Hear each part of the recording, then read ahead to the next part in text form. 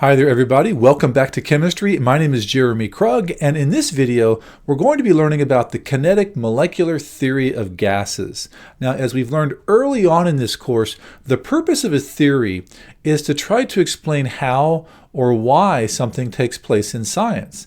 Now, this specific theory, the kinetic molecular theory, tries to explain why gases behave in the ways that they do. Now, there are three main statements that we have in this kinetic molecular theory of gases. The first statement is that all gases are composed of tiny particles. In fact, these are incredibly tiny particles. In fact, they're so tiny that we can even say that the size of the particles themselves are practically negligible compared to the actual volume that a gas might be taking up. Now, this is something that you and I might take for granted, but many, many years ago, hundreds of years ago, for example, many people did not understand that gases were composed of particles. But this is a very important part of the kinetic molecular theory. All gases are composed of these very, very tiny particles. Now, the second part of the theory tells us that these particles that we've just mentioned are constantly moving. They're never just still. They're always in motion. And the faster that those particles are moving, the higher the temperature of the sample of gas is going to be. So if we have a gas in which the molecules are moving very, very fast, then that tells us that that gas is going to have a much higher temperature than a gas in which the molecules are moving much more slowly. So we have molecular motion, and the faster that those particles are moving, the higher the temperature is. Now, the third main part of the kinetic molecular theory tells us that when particles collide, and these particles every now and then are going to collide, their collisions are perfectly elastic. Now, that little phrase, perfectly elastic, basically means that when these particles collide, they're essentially going to bounce off each other and just keep moving. Now, in our everyday lives, there are some things that seem to approximate these elastic collisions. For example, if you've ever played pool and you are looking at the billiards table there, we know that when two balls on the pool table collide, they normally bounce off of each other and keep moving, don't they? That's pretty similar to what you might expect from when two molecules collide. They just bounce off each other and keep moving. The balls on the table don't just self-destruct or stop or anything like that. They keep moving. On the other hand, there are a lot of collisions that we're familiar with in our everyday lives that are not perfectly elastic. For example, if you've seen two cars that are perhaps in a parking lot and one car is backing out of a parking space and another car is backing out of a parking space and these two cars collide, maybe you've seen that the two cars, they basically crunch into each other and stop moving, don't they? That's a perfectly inelastic collision. The cars don't just bounce off of each other and drive off into the sunset, do they? So this is what we're talking about when we say perfectly elastic collisions. Now, it's also important to realize that some gas particles can travel on average a much farther distance between collisions than others. Now, the way that we talk about this or measure this is called the mean free path. Mean free path just refers to the average distance between these collisions of gas particles. Now, for example, if you have a gas at a very low pressure, that means that the particles are much farther apart, aren't they? And so these particles at a low pressure are going to have to travel a much farther distance on average between collisions than if you had, say, a gas at a higher pressure. At a higher pressure, the gas particles are smashed a little bit closer to each other, so they're going to travel on average less distance between collisions. So mean free path just refers to the average distance between collisions of gas particles. Now, an important concept as we're talking about gases, and honestly in all of chemistry, is the concept of pressure. Now let's take a few minutes to talk about pressure here. Pressure can very simply be defined as the force of an object divided by the area that that object occupies. And so if you want to write that as an equation, we can say that pressure equals force divided by area. Now, very often, we talk about pressure of gases, air pressure, for example. Let's apply pressure to the pressure of a solid here for a couple moments. That is possible for us to do that. Let's take an example problem kind of like this. Let's calculate the pressure of a box with an area of 20 square inches. That's the area it's occupying on the floor, for example, and a force or a weight of 60 pounds. Now, like we said, pressure is equal to force divided by area. So all we have to do is plug the numbers into the equation and solve for the pressure. So the force is basically just the weight. And so here in the problem, it says that the force or the weight of the box is 60 pounds. So I'm going to substitute 60 pounds in here for the force. Now the area given to us in the problem is 20 square inches. So I'm going to substitute 20 square inches in for the area there. Now, all I have to do is take 60 pounds and divide that by 20 square inches, and I find that the pressure is equal to 3.0 pounds per square inch. So that's just the pressure that this box is occupying on the floor or whatever surface it happens to be on. Now, just so you know, pounds per square inch is actually a very common unit of pressure that we use in our everyday world. In fact, there's an abbreviation for that. Pounds per square inch is often abbreviated as PSI. So we can say that the pressure that this box exerts on the floor is about 3.0 PSI. Now, it's important to realize that most of the time we are commonly measuring the pressure of gases, not solids most of the time in chemistry. Air is something that we're very commonly measuring the pressure of. Now, we often use a barometer for this. A barometer is basically just an instrument that measures air pressure. Now, the very early barometers were mercury barometers. In fact, this is a picture or an artist's rendition of the very first mercury barometer that was ever built. And it was built by an Italian scientist named Evangelista Torricelli back in 1643.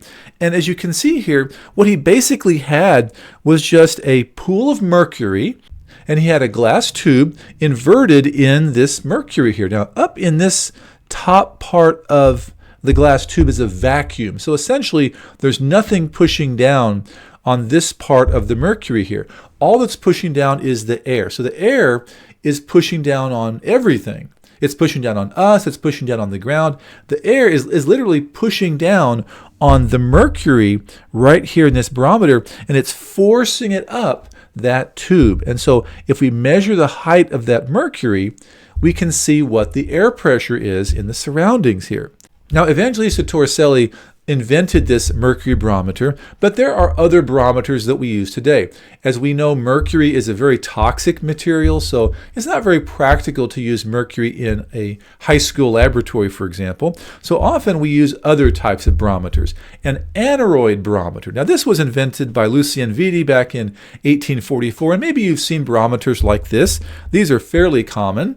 What they have is a little alloy of metals inside them that's very pressure sensitive, and that pressure sensitive alloy is attached to a dial, and so we can actually see what the air pressure is just by reading the dial there on that aneroid barometer.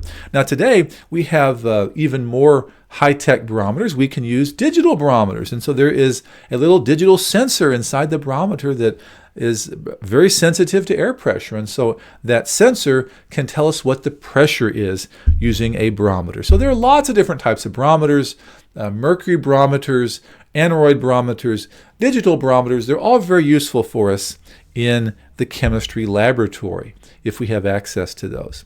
Now, as we talk about pressure, it's important to realize that there are lots of different pressure units. Now, we already talked about PSI, pounds per square inch. That is a common unit of pressure in many places. Now, we also have the pressure unit of the atmosphere.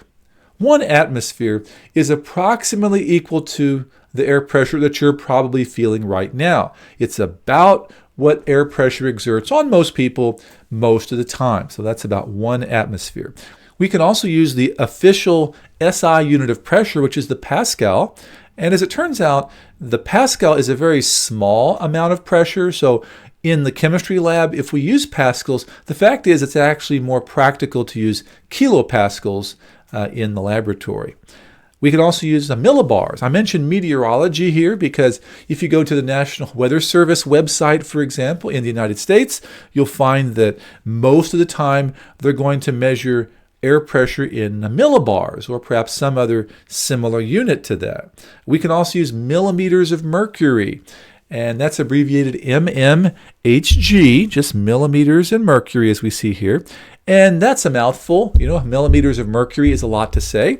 So sometimes we abbreviate that as torr, as it turns out. And you can probably guess that torr is named in honor of Evangelista Torricelli, the person who invented that very first mercury barometer.